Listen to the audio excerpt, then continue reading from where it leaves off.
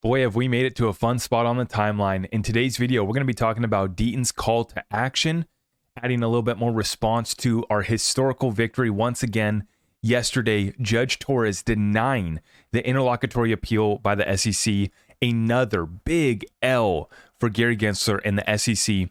And Deaton's call to action in regards to Patrick McHenry threatening, talking about issuing a subpoena on Gary Gensler and the SEC for not responding to the committee's request, as they are obligated to do. He's flirting with the idea of issuing a subpoena.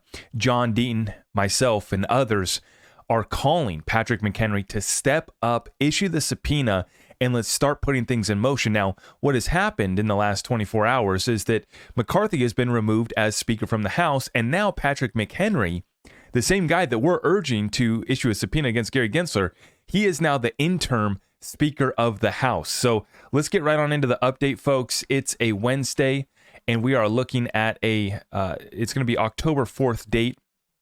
Once again, Bitcoin back up a little bit here today to 27,700, Ethereum at 1643, and XRP at 53 cents. XRP flirting once again. Taking a look at the sticks, we got a little bit of a pump last night, and we're going to be doing something similar here right now, back up to 53 cents, watching it closely. This is the proper party pump back here, September 29th, all the way up to 55 cents. Yesterday we break out, we go to 54 3/4, that's 54.76. And now we are at 53 cents, watching it closely, but XRP just ready to rip. But the overall macroeconomic situation, not pretty. So we're going to have to navigate that. Meanwhile, we have clarity, a historical victory for the XRP community, and Ripple, Brad, and Chris getting another victory on the programmatic sales and the sales by the other individuals. The appeal that the SEC filed getting completely denied. And Judge Torres just smacking down the SEC in her response. And we are now getting the response here from all the lawyers. And John Deaton, we got to give a huge shout out. So much respect for this Marine who's been leading the charge for us the whole way. And he says that all the leverage is gone for the SEC. Digital Asset Investor says this is why a Ripple SEC settlement is much more likely than the case going to trial. John Deaton lays it out on Brad Kimes, Digital Perspectives. Let's come on in, and a huge shout out, much respect to these gentlemen. Let's take a listen in on how the SEC has lost all leverage. The SEC lawyers, right, the enforcement lawyers, they can own and trade XRP all the way up to 2019. But Brad is reckless in not knowing that XRP is a security in 2015. Right? Do we really think that a jury is going to believe that they were reckless? No, of course not. And so all the leverage is gone for the right. The leverage the SEC has right now, Brad, is this: they do have a judgment, a summary judgment ruling for a significant amount of money on paper, $700 million in institutional sales. Now Ripple can challenge that, and in a remedies hearing, they can say, look, Judge, ODL should be excluded from this period to this period, and Judge, that represents half. I'm just picking these numbers out of my thin hair. And now they've reduced it to $400 million.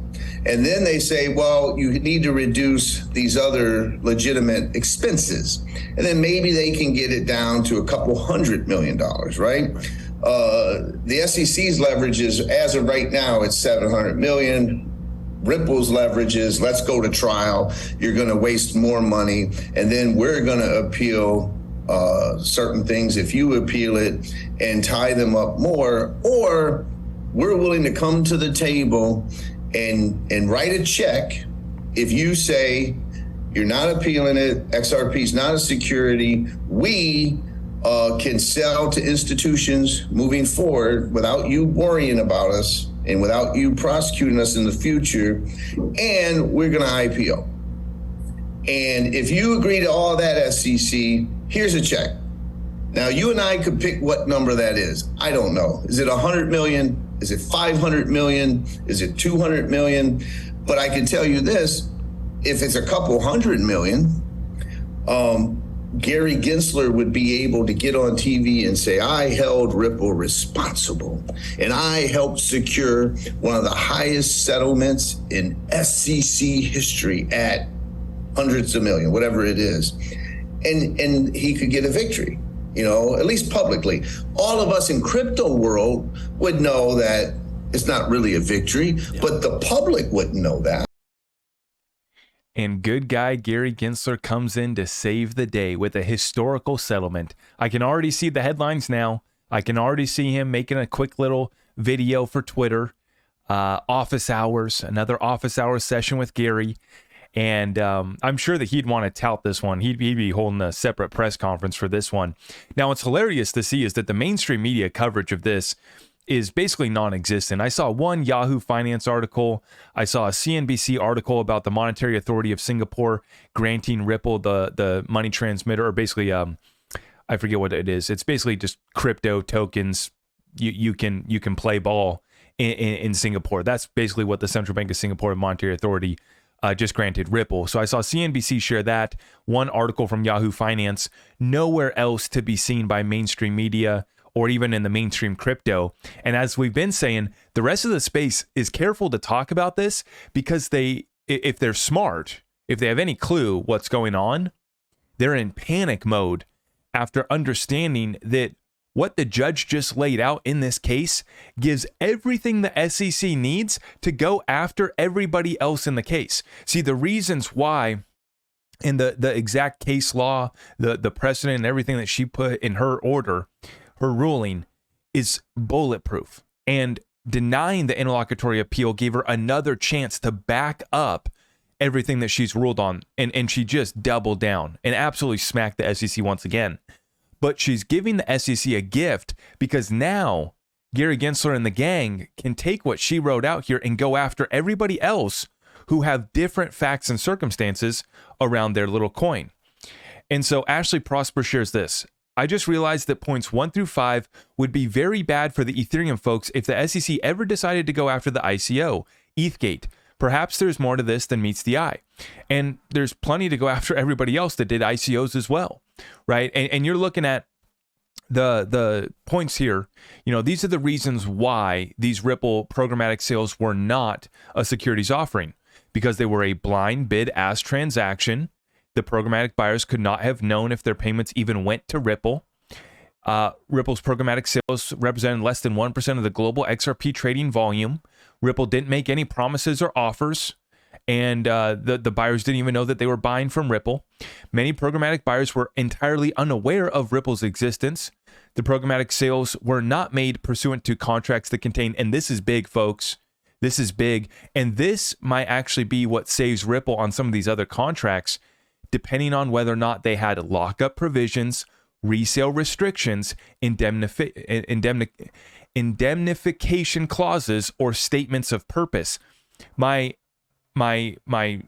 guess would be that these institutional sales did include some of these lockup provisions, resale restrictions, and whatnot.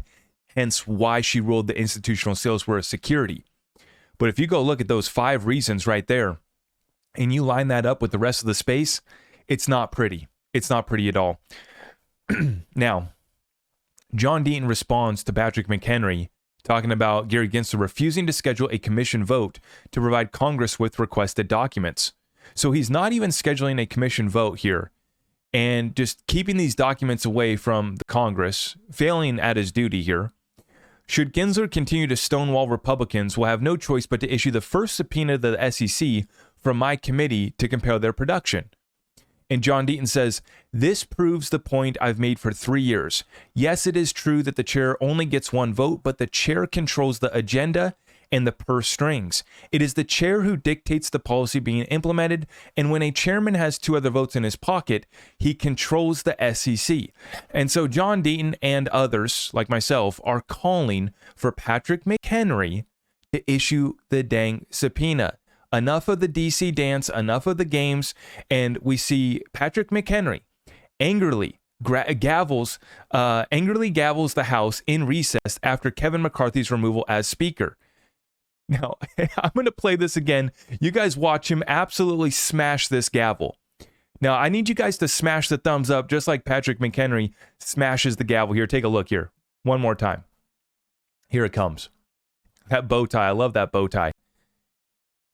Just smacks that thing. And I retweeted and I said, let's find that same energy and issue Gary Gensler a subpoena. You know what I'm saying? Let's carry that same energy about us when we go to bring accountability and justice back to America, starting out with the SEC and issuing a subpoena for Gary Gensler failing to do what he was required to do and obligated to do in his position. Host a vote. Let's bring about the documents, answer all the requests that are coming from Congress about all the rulemaking that the SEC is trying to enforce through, regulation through enforcement, as Tom Emmer called it, regulation through harassment. And that's really what we're looking at. While they take care of their buddies, they go after everybody else that's legitimate in the space, which Ripple was the shining gem of transparency, trying to do things the right way. And I believe that, after this settlement, good guy Gary Gensler gets to come out, tout his victory. Yay, I'm a good guy. I protected investors and we just got paid fat, right? And then they're going to go on their merry way with Operation Choke Point, which is going to just go slaughter the rest of this space, guys. I've been saying it for years. I've been saying it the whole time this case has been going on, and Judge Torr's ruling here is just giving more ammunition, more backing, more, case precedent that the SEC can now say, well, you guys didn't do blind bid offers to the investors that you were selling your token to, doing your ICO through. These were not blind bid offers. You did make promises. You did cut deals. You were offering to help disguise the whales, and you guys know the whole story there.